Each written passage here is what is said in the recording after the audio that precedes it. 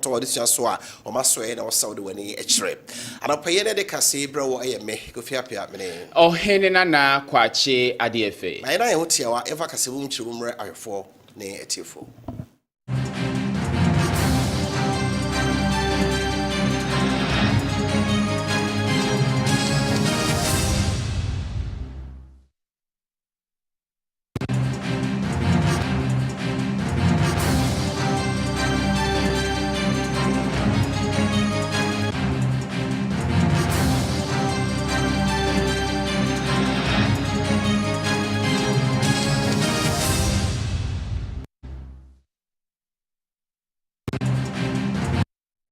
Kaseɛ bono enchiremu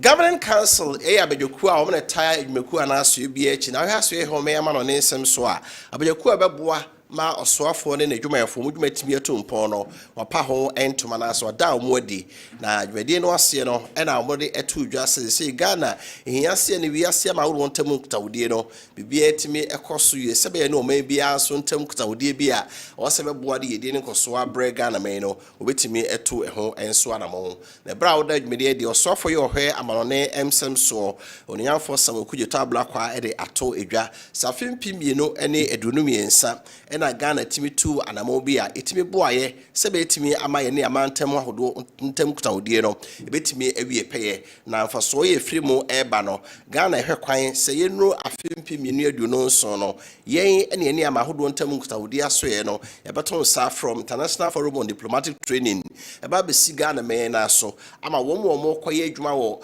Ghana me asoye mu ne amahodo so mpanifo ba Ghana ha na ogide worhwemu se abana muntu a wotuo ne hya odi si ofa asoye mu no ebeso aba ama nyina di ho emfaso. Let me begin by congratulating all of you on this appointment to serve as the pioneering governing council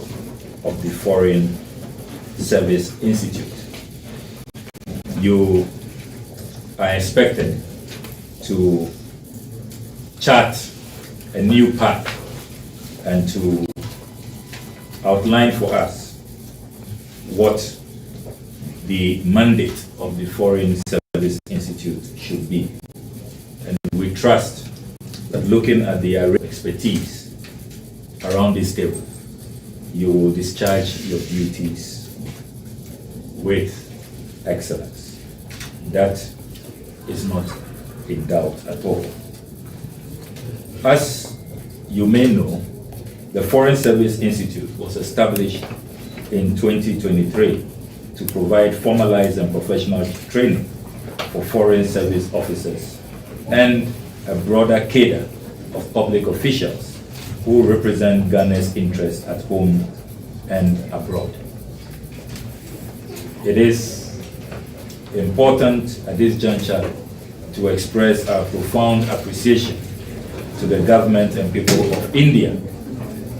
for their generosity and collaborating with us to establish the foreign. Onyanfo samokuje tabla kwa soafo ye ohwe amanene sem so na Foreign Service Institute awjeku a be so no matete Ghana me ade hia akwa adwuma esi anema mahodo so wote ne nka no wie ye no eno Alfred Mensa ye on a board member na penifo a beta adwumaku achi mu baako wode tu dwa se omo hyebo so besi nkete no aye adwumade e bebo ma Ghana so ye ne betimi abanyam. In us and our ability to provide guidance to this institute. It's an enormous one to help actualize the vision of this institute and why it was established. It's also a huge responsibility that we don't take lightly, and on behalf of my colleagues, would like to assure you that the vision you have outlined, some you have outlined here, and more will be actualized. We pledge to make the FSI the reference point in diplomatic training across the African continent, and an institution where African diplomats and public servants will be looking to have an association with. And I'm sure the Osageful spirit, wherever he may be, is smiling that the establishment of this institute has launched us onto the African continent again, and to actualize and continue the emancipation that we started. Thank you.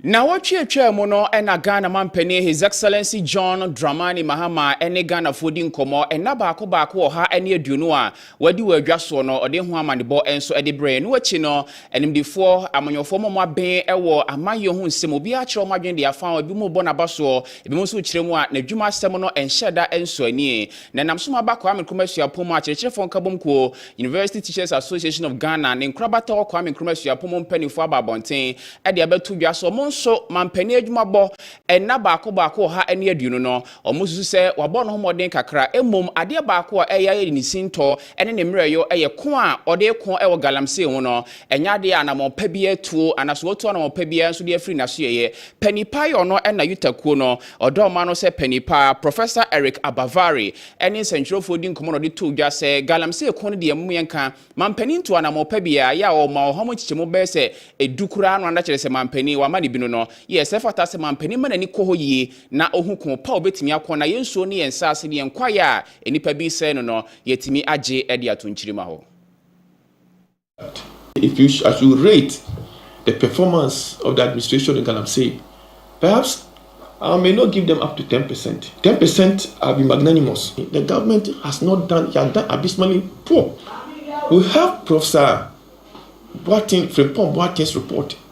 which contains all the information. So if the minister, Honorable Emmanuel Amakufibua, really want to fight as he claimed, then nothing prevents him to take that report and work with it. If I get a chance right now, I don't care, mobilizing my people to come after. The administration started with some social contract. And if you play the social contract, which I have a copy, I try to look through what they have done and try to make a check of the agreement, so to speak. At least we find almost about 21 of them being done or in some form made progress, some executed completely, some at some percentage completion. And so if I put everything together as being done, then at least about 80%. If you as you rate the performance. Yeah, to answer no so ane ade ani kiremo ewo kuadwuma mu nsemu kakra na tree crop production eye adwumaku a wonom ena omohwe eniema edua ewo Ghana titiru ne enoban na semfudi akese no eno ena wo mo eda no mompanifo akwakohia kuafo ne nudifo mo aben ewo saafem ho ede ato mo anum se bibiti se rubber anase aman ensuo ya ne yede ye rubber ene niema hodo no Ghana ho ba edua bi ye pa ye etimi kra ede kwa amono ne na ne saa so ntimpanifo ne da saa bia honom no ombetimi atu anamopa ene hia ombetimi de go akwan so kobase bi a aman ensuo no ye pebi de akra kwa amono ne ya hia da ho so omni tree crop authority fo betimi ahia mu no mahwe atoto ne mayi ne nam so e ma dodo aye pe yensa kan nya bi de akwa amono ne akopesika afri mu no hia mu no ena etimi ekoso enam so mapanipa yo no ena oda tree crop authority adwumako no ano yewura Andy Okra eni central for di nkomo edi atodwa se ho akohia se omone akuafo omomoto saa aman afi ko abe eni saa niema no ho nsem nyina no mbetimi ne omohia na omodi nkomo yie na nam so emanfa so de akane na abanya fi mu watimi apagya mu amasika enso etimi aba aban so asoe. They are recruiting about 1,000, almost 1,400 personnel, and with under the 24-hour economy, if we put it all together, we're expecting that they can increase this number to almost 6,000 or so number. And if we lose this 1,005 or 1,000 something numbers, we can imagine what will happen when it comes to job creation and stuff like that. So we have to do everything to ensure that these industries survive. And we look at the figures, the amount of money government is losing, that per year alone, if any ton of unprocessed rubber leaf, it's almost 450 Ghana cedis. And if we put average tonnage that has gone the last 2023, 2024 to the average is about 50,000 tons. And that gives you almost 22.5 million Ghana cedis per year that we've lost. And we think that we have to arrest this situation. So we all met here to discuss the directives that, yes, we do agree that all actors should play their role and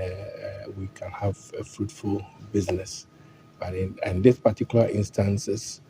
there's a directive that if really you want to export, if you have done your registration, you have license to do that business, and you want to export raw rubber or unprocessed rubber or cashew or share, you need to engage TCDA for a written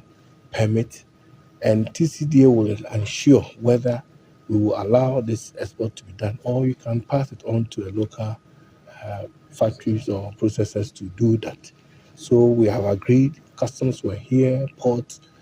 Shippers Council, everybody that matters at this high level were here, and they have all agreed to the point that yes, before this commodities or products from 2nd May leaves the Enu achi no na akuafo a wonom na womo edo rubber na saman ene womo to nyino mo kabom ko Association of Natural Rubber Actors of Ghana pani oda oma no yera Emmanuel Kwasi Usu nso edeto aban ni mo so mo da aban asesa aban afrenhia mu ni womo hia e mo so akwansidie ne ohaw bi e womo dwumadie mu womo susu ya aban hwe no ma ne ko ye beboa ama dodo ene abiribe womo pe no aban so nsaka no manya bi akra kwa amono ne regulation in the industry, and TCDA, as established by the Act of Parliament, came into existence in 2020 after it was enacted in 2019. And since its establishment, it has not been able to, as it were, carry out its mandate in terms of regulating the rubber industry. But with the current executives, the CEO and his team, they are moving forward, and we have this peculiar challenge, especially with the export of raw rubber, and it's creating a lot of issues along the value chain. For instance, at the producer level, because of the side selling and the buying and the export, the farmers are not able to pay their loans. The other thing too is that they're stealing on the rubber farmers, and so it is also a contributing factor that farmers are not able to pay their loans. Then we have actors that have also invested in the process. Abusuafo enyina so ne mfa sida Kaseɛ emma nwako ni what scientific hospital Dr. Nimo the womb penis repairer no yade bia wo de akini abre Dr. Sibra na won fa afidie nwaso nsi usun hwe mogya no bia yade ahinta bia otimi hu no de aduru so atimi aka no ama awarefo awo ho na ayemo dene ana okasa na pampan boni de akire diabetes atishire yare na ha wo ulcer ana pressure typhoid a eye ni what scientific hospital na obeba wakwati na mu nsan yare ama eniema nkoye emfama ana so prostate na Kaseɛ oda odwon so bebransa na ade achenya Dr. Nimo Esibra yade bia ha obia fra doctor yi na fa ho amane enso etu nanimu oye adwuma ewo Kumasia atonsu Monaco junction ne adansura bank de animhwe enkran so all mile 7 achimota mile 7 oben Janet Corner dan no oye adwuma free Joada kosida memenda frɛ no ewo 0244 08 76 87 0244 08 76 87 Ajima Bedu Enterprise said the sister spices aba yede abomu ne nkwan egumu ahodo miensa chicken flavor gold flavor and the beef flavor the ohwe bebo bia no age edwa bia be obi awramu na bodin se op sister spices no nsa beka de Kumasi yadum pampa so pizza dwom bantima swami dwom Roman Hill ne Katie Dubai nyina nsa beka bia nkrafon so CMB okan hima kola eho nyina akwa nsa beka bi wo Ajima Bedu na dodo bia onfa emesomo ewo 020543 5025 0543 535025 0243 535025 na obeje so Kessben University College yenkwankwaji suahunu ne ntete ewo ho na yen ene de beboa yi pa ama wanya suahunu wawie suku wawie suapon na se oda so atifi a kai na hye se Kessben University College ene weso oba Ghana Tertiary Education Commission for Ajia to no mai tumi de adwuma abodi nkrata de manu to fi Kwame Nkrumah suapo mu ya oba na obeje na wonsa kan adwuma bia ka university ni bia betima bia no wonso betimi aye bi ama wonso ho atowo program say no edoson BSc Medicine, BSc Midwifery, afi BA Public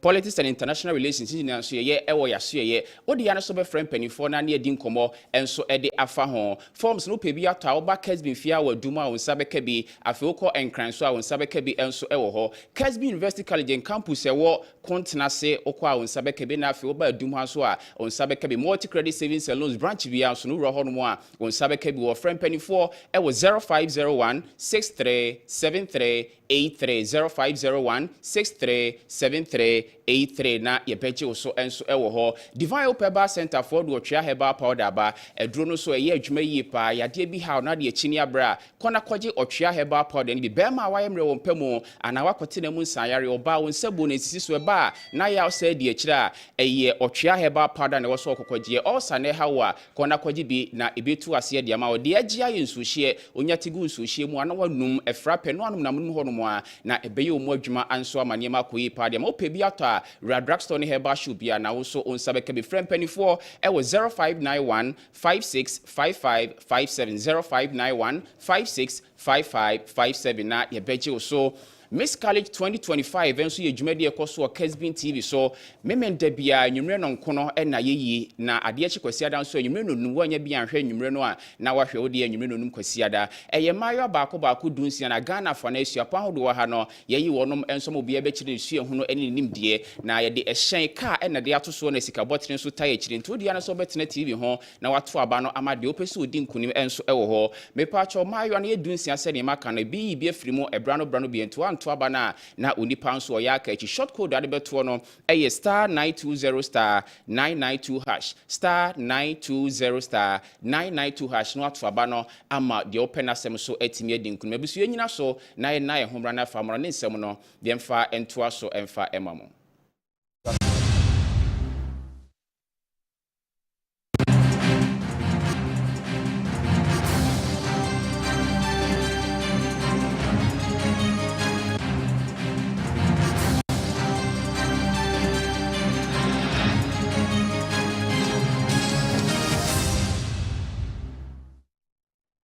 Afe yente amaudo so ensem kakra yesa kano anope ye shase free Vatican ye Roman Catholic asafana so ye enra Pope Leo ya otoso edunan ya na no ye wade twemu no na Roman sofo mpanifo hia na wato obayi no wabɔ kwasiada mass edikan kra o St Peter's Basilica na nipa mpempem a ekohia hɔ na mkɔpɛ pope anim hwɛ ti ne nkransɛm a wɔde ma wiase nyina na nya asɛkweto na asɛm wɔde tu dwane sɛ ɔsrɛ sɛ wiase nyia asomdwe sɛ Yesu Kristo kan sɛ asomdwe ɛna ɔde egya yɛn eti akokɔ ne basabasaya ɛkɔso ɛwɔ ewiase ne nyina penifo hwɛ na wotu ho anamɔn ɛnum ya sɛbɛyɛ ɛbɛboa ma asomdwe amapa yɛpɛ no wiase no ebetimi adi mu na nkasɛm no ɔsrɛɛ sɛ ayeye sɛ da biara mogya ɛtre yo ɛwɔ Gaza papreso Israel ne Palestinian fo ntam ntɔkwa no ɔmɔhwɛ na ɛtoɔ ntwa saa na Russia ne Ukraine ma no ntɔkwa no ɔno so na no tomu bie sɛ wiase ntimi ntra onye din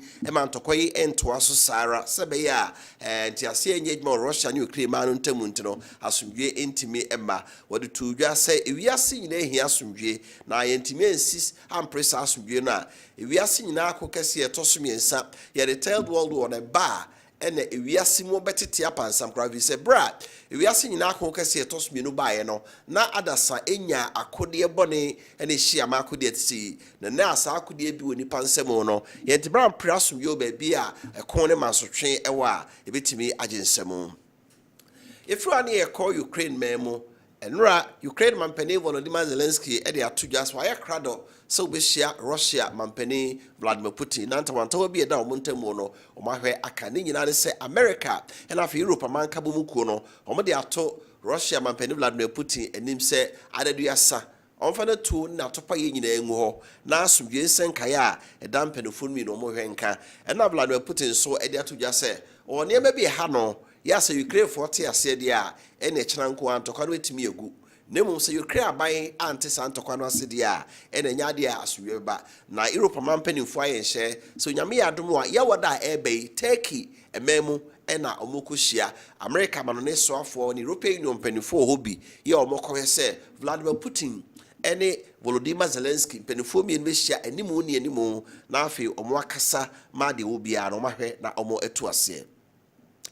Ifriwa na swara ewo China mem na nsebra China ma no de fie di otwe afidi da ye wiase nyina akon kase etosmienu ye the second world war gu ye no wiase ama do mpanifo pi ena omko afahye yase ewo Russia inkro Moscow mu na Russia mampani Vladimir Putin ya wono ena na odi sa afidi de ye to safre wiase mpanifo no ebibra ma do mpanifo bi won so frɛ omo ofrɛ Zimbabwe mampani Emerson Mnangagwa ena afi Burkina Faso mampani Captain Adama Traoré ena to safre Palestine aman no mpanifo na nhyiemu ye kire no ena Putin wone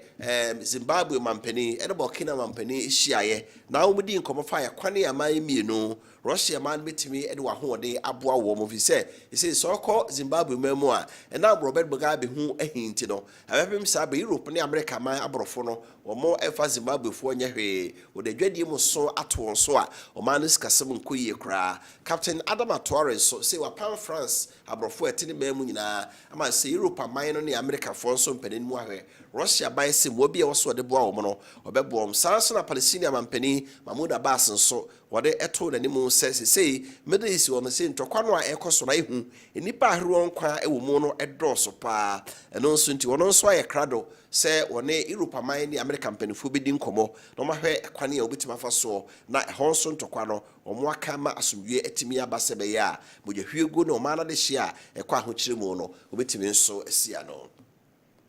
Yeko America ene China man nso nta beto omontamu fa omontamu odwadi omampani Donald Trump baye wode dwadi mu so dwadi mu to ato wiase ama bibre so na China for de edutwam kura we said Donald Trump hunu se wiase se de China man sei omatre omontaba mu na be biara omode omne amakro no sikasem ne adwadi nyina kugina China man so no hwesika China fo nya efra America man no afe ene the America fo nya free China ho a ahwe ye bedu baabi no tumi nyina beka kodi China fo nsem eno nso nti no de adwadi mu so ye mu dro ato China fo ne maso China fo nso anya hwa omo so de bi ato America man ne maso enya agrokra enkonta free China memo abakire se free profo so busumi mu a Donald Trump kire se niema biara wo de ba America memo abeton wo de to emu dro eto so no empusu China kra ma sei China omadwadie no kra akosoro omabupan enai enefa 4.5% say America hunhuna no entimi amfa bibia ma na no enenura America ma no ne soafo wone oman no soafo us kasem so kire se omre China mpanifo ahia ya say adwadie mu ntawanta wada omontamu no ombeso omaka na entiase ye adwuma sebe ya eto a we di ato ne yonko ne maso na we so de ato ne yonko so no nso aso ntimamufo ene beka wo mo Rascott Besant ya wono ene opani of his kasem so e ma America US Treasury Secretary wo de ato dwase nkomo mu di ye no ewo Geneva no ogidi se akone nimpa na ombese hia ne mpre no so ya wonim center wanta biara beto China ne America man ntamu odwadie moto a Donald Trump de baaye no obetimi adi ho enso dwuma Donald Trump kire se so ho odwadie moto odwadie mu a enhye da America ne China man ntamu a sika China fo nya ifra America ho no ebro America fo de so opepepem ba ko no opepema heno 1.2 trillion trade deficit just say niema America ne ko China no de omunya free mu no nuru de China for the America memu no na Donald Trump just on premier nkoso sa ya kofa sansemi aba aman emienu enso ntemu a de basabase ye enso aba afeye free wo na ye free ni enkyere South Africa memu South Africa yo mane a abrofo di so che pa ya omano enya afa hodie no chese bi menyina ya akade nya afa hodie bro emfie bebro aduasa na afa hodie na chire no ya asese ya before the demand so no abrofo fitaa ye omtra manu mu cheye ya se omuni baabi akọ hɔ abaye oman no ebinom kyerɛ sɛ abibifo no ɛyɛ omaya akayaka de ye no nti omani nyima no mu na omode ade strato America banim sɛ kabɛyɛ America ba no pɛ baabi mu omontra sɛ bɛyɛ a omuso befiri South Africa man mu krakra na enura America mampani Donald Trump abama ne South Africa man ade hyi nipa bɛyɛ aduanan enkron a omeyɛ abrofo fitaa na ohunu sɛ abibifo no ye omaya akayaka de no wama omu kwan safe de omu mɛyɛ America man ade hye ye enura omode private jet adupre akosi hɔ a enipa aduanan kron yasa omu nyina agum se South Africa man no mpɛ omu a America man no agye omu a omu ede omu ekro afi February ogefo bosome no mu ena omampeni na Trump ede to dwa no ball South Africa mampeni Ramaphosa na be mu mpenifo so wo se efiri bra to me ne bedi wo mu abifo no nsemo no omu ma abrofo no enya asomdwe ti se nipa aduanan enkron de adanse a wonya kyerɛ sɛ wotrama no mu a omu bambɔ enimu eno nso nti oje omu aba na afoforo bebre so eka kyerɛ a wo mu so ohwe so betimi agye omu enye honko amabi sɛ Afghanistan ene Iraq womu nyina de omade sre ato America manim sɛ wote Iraq ana wote Iran Iraq ana Afghanistan memu a kwani omofa so ede nkremusom mra ye adwuma no wokoka bibi ne tia mra wotra nye ye kyewa obayira nyade a obeba biemu sɛ nipa nyina do na Trump so wodwere ho sɛ de wayɛ South Africa fo di ama wo mo no omo so sefata sɛ wodo omo ba America mamu na wogye omo ka America ma no so ma no de hye nso a obetu ho anamon edemanimu ya na wahwɛ de obetima ye de aboa wo yɛde ne kyerɛ Somalia memo amane ayensa ka kyerɛ so subrantam bi atɔ na wotwe ya mensuo ayiri ensuo no tɔtɔ aso bɛ dɔn hore edu ema nipa etimi ahodo bebre no ensuo ayiri akomo hyemu a omuntimi kura mpie efiri omafie no omoadan mu na pedifo wo omana enkrom Gadishu mu abamane se nipa nson ena ahrewo nkwa wonsuo mu ma afoforo bebre so ayirem na omo kyerɛ se fiera na nadwo ya amanfo kɔdae no ena ensuo no hyase nti ade akye memenda no na baabi hɔ a ensuo no yire twa ho hia ya wunya bebiara eno adwane enso afa na atrenche bre mobofo kyerɛ se enipa bɛyɛ empim aduanan num ena sabre ensuo yi ayire afa wo mu a baabi omote na omagya pade nyina asɛye so hɔ afempim no ne adunum yensa 2023 osure kase bi efa Mogadishu Somalia hinkrum hɔ ema nipa bɛyɛ ɔha ena hwe nkwa ma wo omagya pade sɛye no enya agro El Nino ena de saade ba ewiem nsakrai bi a etore bi a bensuo tɔboro so pa etore bi nso a ema epekata bansi ema odua bibi enye yie na afia El Nino no be mansuo atɔ bebre no esure ema nipa bebre hwe nkwa sɛ japade afia anton so no ema no bae bebre hye ema ekom kataban ena eba ewiase ewiem nsakrai climate change ya ma sabre ebere wo so nsuo ntɔ ebere wo senka opesie openu nsisa ebere wo senka wo ba na ehyewa ba no we aye wiem nsakrai a abrofo edi ho anamo etu ho anamo edi ho nkomo bebre na so wo bibia ni wo matimi aka etimi abemu man nsakrai eto etwa we di ejina so ne da no pay no sia Kaseɛ ba yesaka na Kessben 93.3FM Kessben television na afi Kessben TV Plus so ro yede asie yede de Kaseɛ bro anopay me kofiapia mene ohene na kwache adf sabre ye sorry of kofiapia etinemo e de ma chijumadi no e de abre o Kessben 93.3 so na Kessben TV Plus enso eso KOD na ebo ni chidom e wabusua yeda mo ase e mammo anitia adehye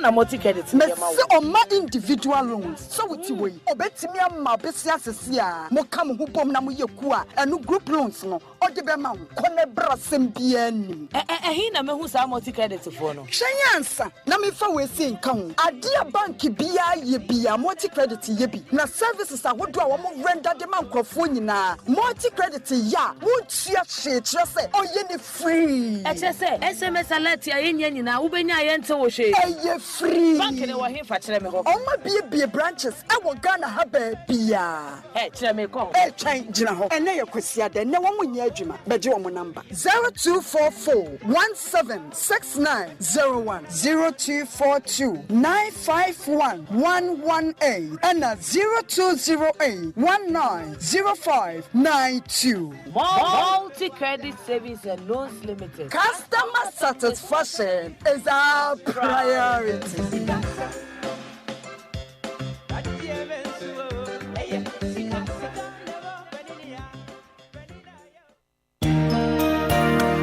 Hey, Antiposh, untina menam, ente ye pa se machia wo, wa muami enye.